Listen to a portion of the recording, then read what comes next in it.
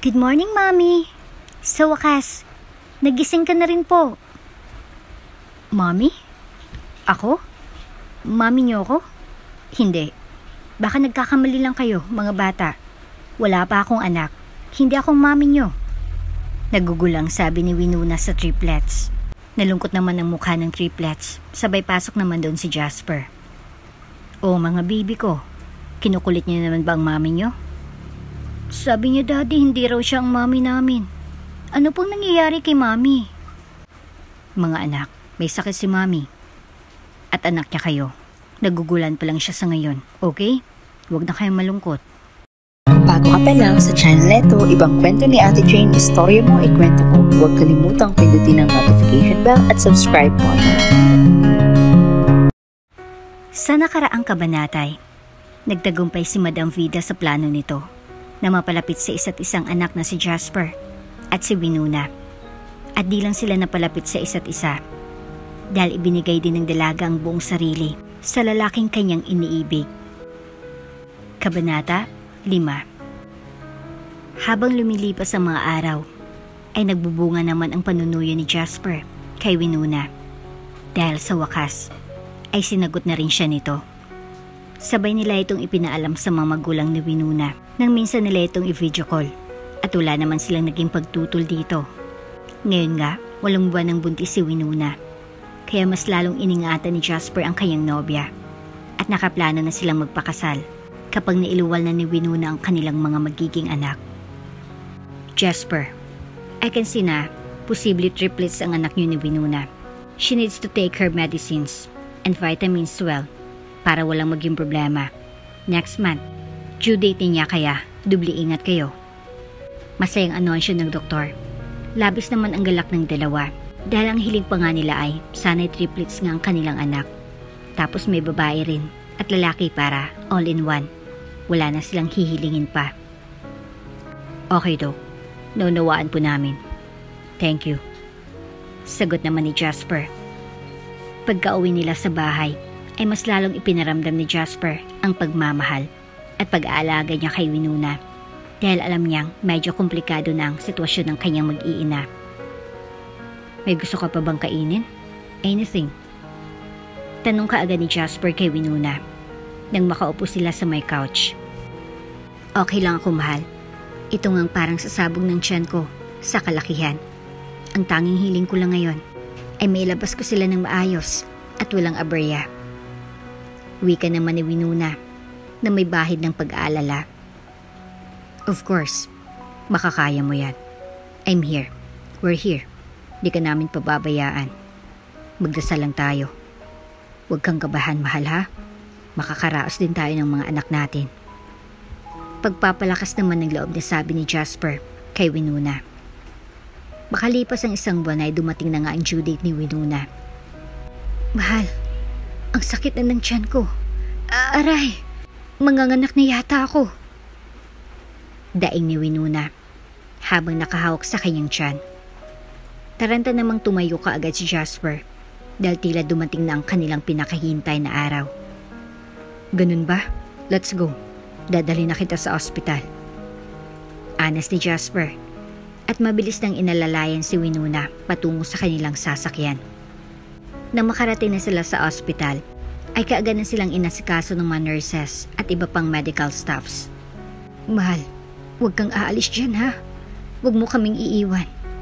Kahit nadaing nasasakit si Winona, di pa rin niya nakalimutang magbilin kay Jasper. Dahil ang totoo, kahit gaano po man kalakas ngayon ang kanyang loobay, kinakapitan pa rin talaga siya ng nervyos at ng takot. Oh, dito lang ako. Lakasan mo ang loob mo. Sabi naman ni Jasper. Palibhasa ay triplets. Medyo natagalan sila sa loob ng operating room. Ang balak nga na normal delivery ay nag-cesarean section.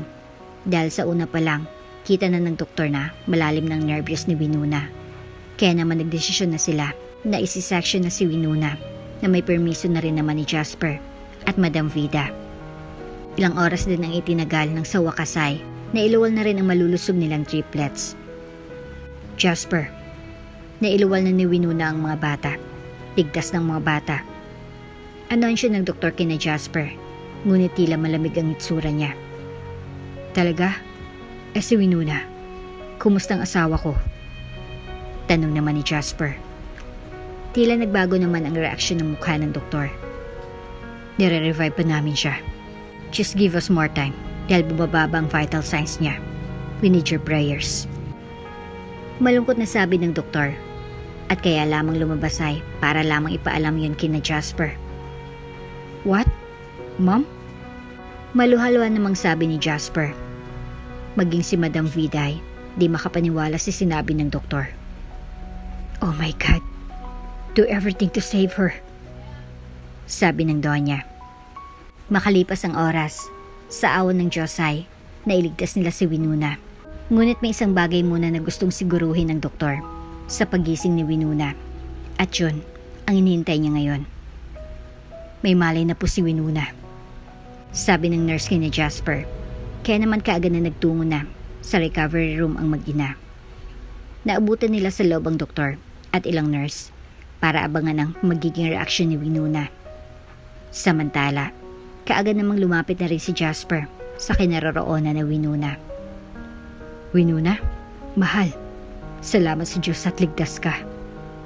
Maluhaluhang wika ni Jasper kay Winona. Ngunit, sa halip na salubungan din ni Winona ang reaksyon na yun ni Jasper, ay nakadulala lang siya. Nakatingin lang siya sa paligid at pawang nagtataka at nagugulan sa nangyayari.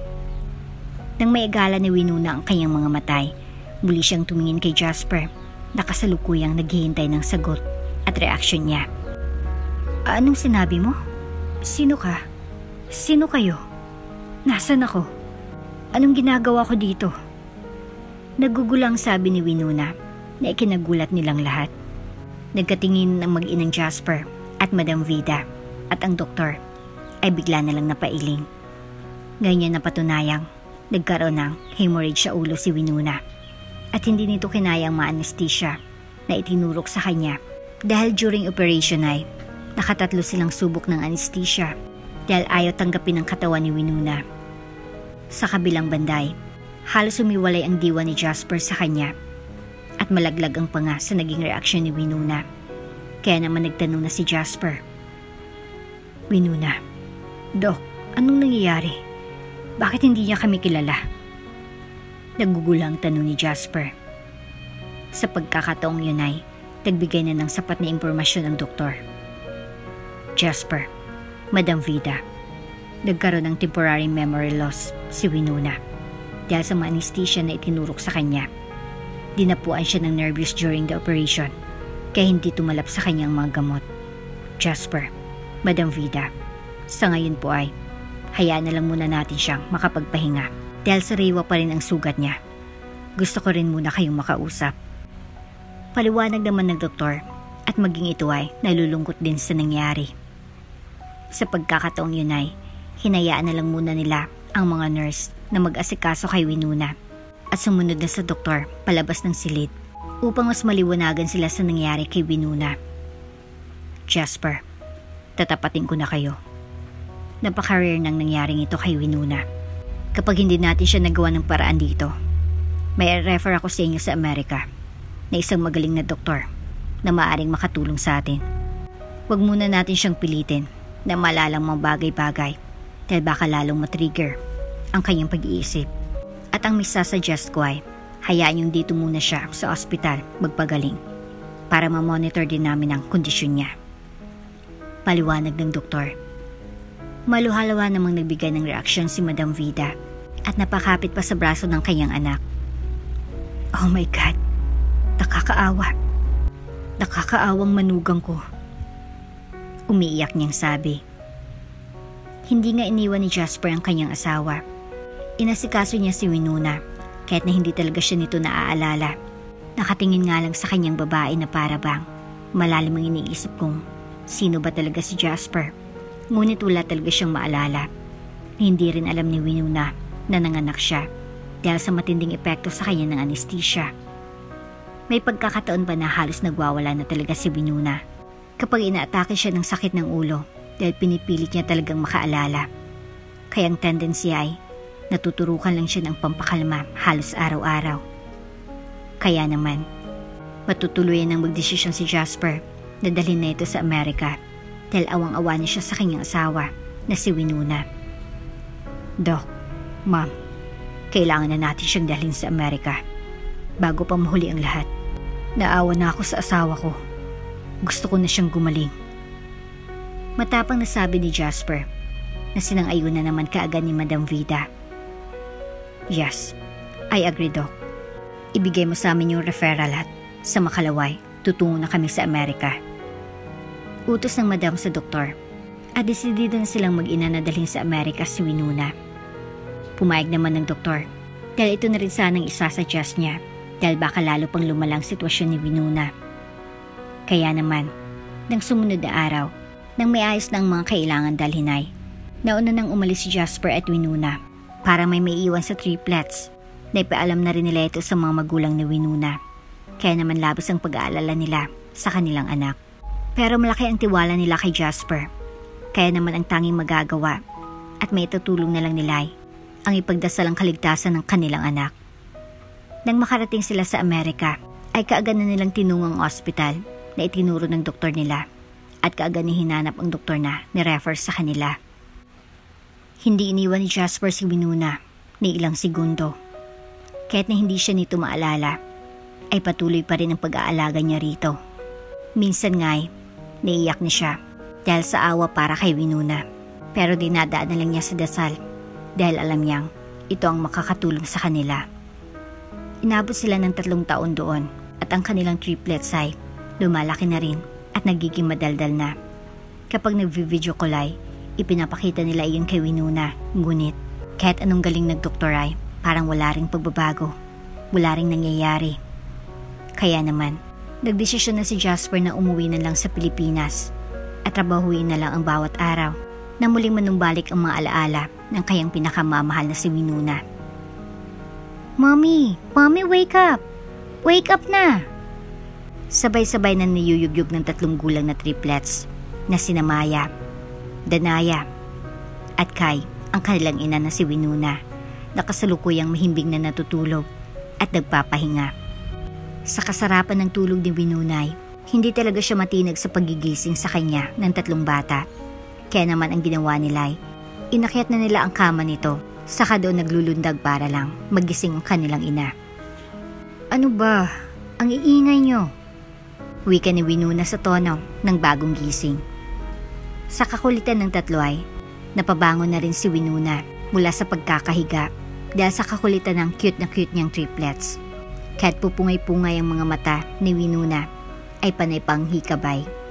Wala na rin siyang nagawa kundi ang imulat ang mga mata upang tingnan kung sino ba ang mga batang ito na nangungulit sa kanya upang magising. Maya-maya pa, nang maimulat na ni Winona ang kanyang mga mata, ay doon na bumungad sa kanya ang 3 makukulit na mga bata na pare-parehong nakatingin sa kanya. Good morning, Mommy! Sa wakas, nagising ka na rin po. Kahit bulol ang pagsasalitay, nagawa pa rin nilang batiin ang kanilang Mommy Winona. Habang siya naman ay para bang nakakita ng multo na nakatitig pa rin sa triplets na iyon. Mommy? Ako? Mommy niyo ako? Hindi. Baka nagkakamali lang kayong mga bata. Wala pa akong anak. Hindi akong mommy niyo. Nagugulang sabi ni Winona sa triplets. Nalungkot naman ang mukha ng triplets. Sabay pasok naman doon si Jasper. Oh, mga baby ko. Kinukulit niyo naman ba ang mommy niyo? Sabi niya daddy hindi raw siyang mommy namin. Ano pong nangyayari kay mommy? Nakangusong sumbong ng isa sa triplets, sabay lapit sa kanilang ama. Naupo naman muna si Jasper sa kama, sa may paanan ni Winona. Saka kinalong ang anak habang si Winona naman ay tahimik lang na nagmamasid sa kanila. Mga anak, may sakit si mommy. Anak niya kayo. Nagugulan pa lang siya sa ngayon. Okay? Huwag na kayong malungkot. Paliwanag niya sa kanyang mga anak. Alam niyang bata pang mga ito para maunawaan ang mga bagay na yon. Ngunit dahil matalino ang mga ito at maunawaan naman yun kaagad ng mga bata. Kailan po gagaling si mommy? Lagi na every morning di niya kami kilala. Ay di niya makipag-play sa amin. Sabi pa ng isa sa triplets, sabay nalungkot ang mukha. Anak, sa ngayon, Understand muna natin si Mami ha. Di nyo pa maunawaan sa ngayon pero mahal kayo ni Mami nyo. Ipag-pray na lang natin na sana'y gumaling na si Mami nyo, okay? Sabi naman ni Jasper. Sabay-sabay namang ngumiti ang triplets. Okay Daddy, mag-pray na lang po kami sa playroom namin. Sabi nila. Okay mga anak. Yaya, pakialalay sa mga bata. Utos naman ni Jasper sa kanilang yaya. Okay po sir. Tugon ang katulong sa kaisinama ng mga bata sa kanilang playroom. At dito na nga po nagtatapos ang Kabanata 5. Kung bago ka pa lang sa channel neto, ibang kwento ni Ate Jane, istorya mo, ikwento ko. Huwag kalimutang pindutin ang notification bell at subscribe button.